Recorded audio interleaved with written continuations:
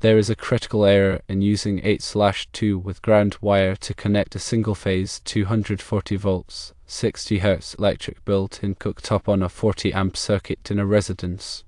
The manufacturer's instructions specify the use of a 4-wire or 3-wire alternating current electrical supply. An 8/2 with ground wire cable is a 2-wire cable, making it unsuitable for this particular application.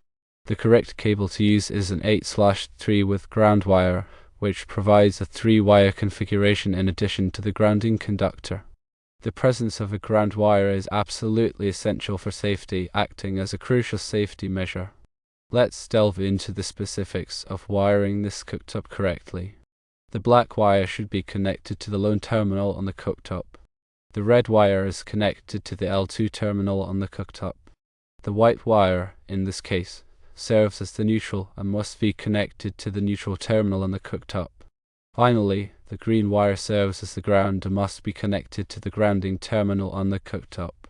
The importance of proper grounding cannot be overstated.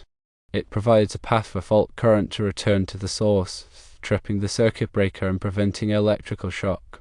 Incorrect wiring can lead to a variety of hazards including electric shock, fire, and damage to the appliance. Always consult the manufacturer's instructions and local electrical codes when wiring any electrical appliance. Using the incorrect wire gauge can also be dangerous. The wire gauge must be appropriate for the circuit's amperage.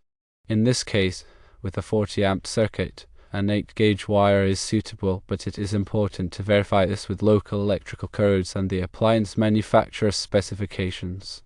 When in doubt, it is always best to consult with a qualified electrician to ensure that the wiring is done correctly and safely.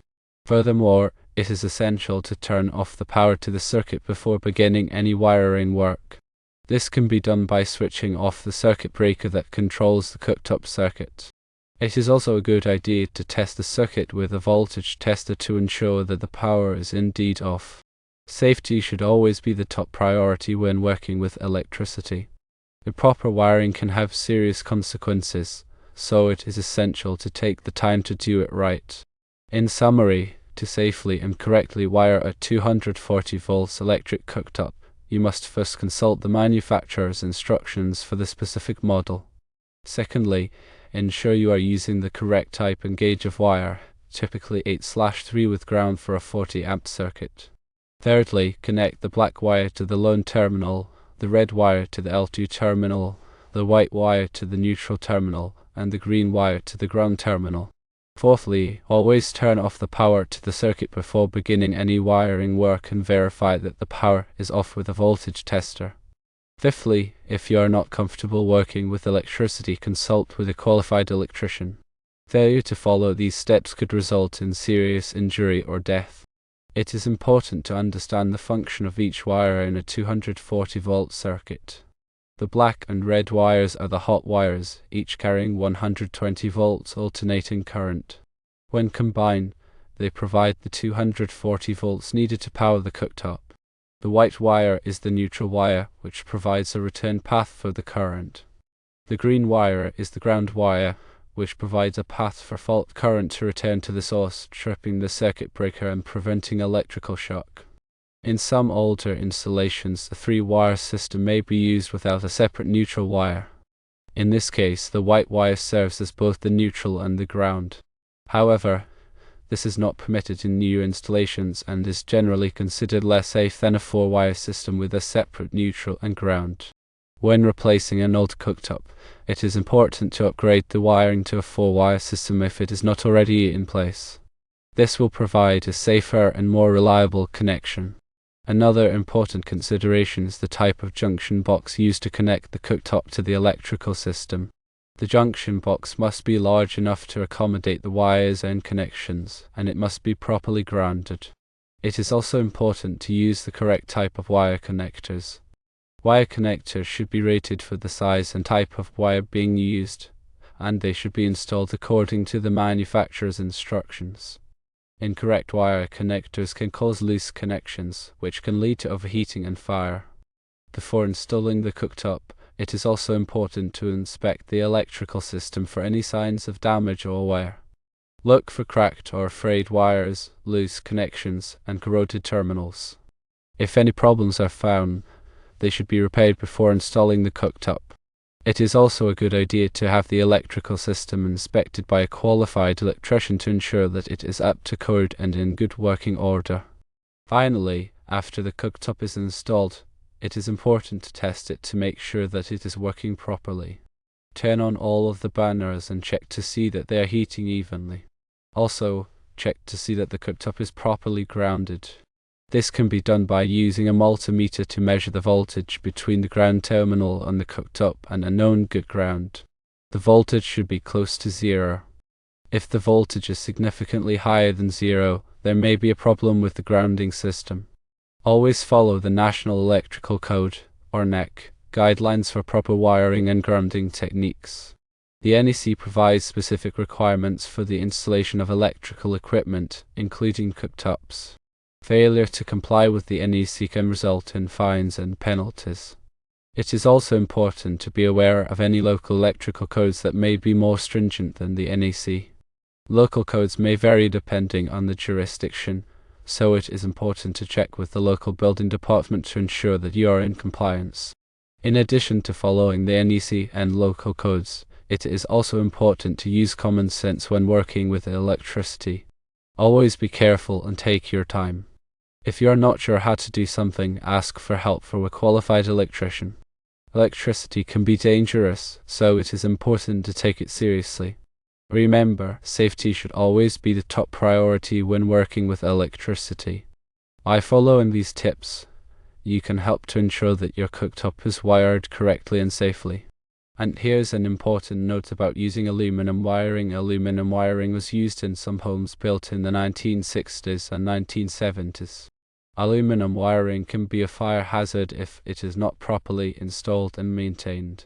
If you have aluminum wiring in your home, it is important to have it inspected by a qualified electrician.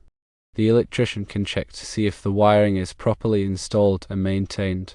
They can also recommend any necessary repairs or upgrades. If you are planning to install a new cooktop in a home with aluminum wiring, it is especially important to have the wiring inspected by an electrician.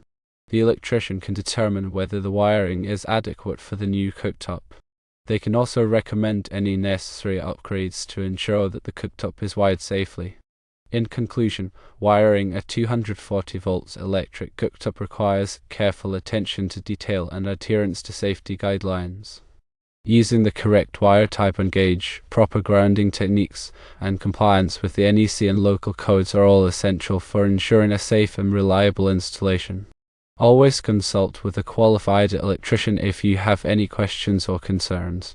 The information provided here is for general guidance only and should not be considered a substitute for professional electrical advice. The NEC, specifically Article 250, covers grounding and bonding requirements which are critical for electrical safety. Section 250.119 A and B address equipment grounding conductor requirements, outlining acceptable types such as copper, aluminum, or copper-clad aluminum. Article 310 dictates conductor requirements for general wiring. Table 310.16 provides ampacity ratings for conductors based on insulation type and temperature rating. For instance, an 8 AWG copper conductor with THHN insulation rated for 90 degrees Celsius typically has an ampacity of 50 amps under specific conditions. However, rating factors may apply depending on ambient temperature and the number of conductors in a raceway. For cooktop installations, Section 422.16 provides specific requirements for the installation of appliances. It addresses the use of flexible cords, strain relief, and protection from physical damage. Section 422.31 pertains to disconnecting means for appliances, typically requiring a readily accessible disconnecting means that can be a switch or circuit breaker. Article 630 is relevant to welding equipment, which is generally not applicable to cooktop installations, but it provides information on conductor sizing and overcurrent protection for specialized equipment. Grounding electrode system, covered in Article 250.50, ensures that the electrical system is properly grounded to earth. This involves connecting to a grounding electrode, such as a ground rod or a metal water pipe, to provide a low impedance path for fault current.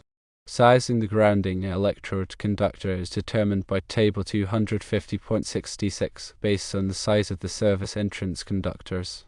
Bonding jumpers, mentioned in section 250.102, are used to ensure electrical continuity between metal parts of the electrical system. These jumpers are essential for providing a low impedance path for fault current and preventing voltage differences between metal parts. Understanding the importance of overcurrent protection, as outlined in Article 240, is crucial for protecting the electrical system from overloads and short circuits. Circuit breakers and fuses are designed to interrupt the flow of current when it exceeds a safe level, preventing damage to equipment and reducing the risk of fire. Conductor ampacity correction factors, detailed in Table 310.15, adjust the ampacity of conductors based on ambient temperature and the number of conductors in a raceway. These factors are essential for ensuring that conductors are not overloaded and that they operate within their safe temperature limits. Voltage drop considerations, although not directly addressed in these sections, are important for ensuring that appliances receive adequate voltage. Excessive voltage drop can cause appliances to malfunction or operate inefficiently. It is generally recommended to limit voltage drop to 3% for branch circuits and 5% for feeders. Therefore, it is vital to remember consulting a qualified electrician for any electrical work, especially when dealing with potentially dangerous installations like cooktops, to ensure the safety and proper functioning of the electrical system.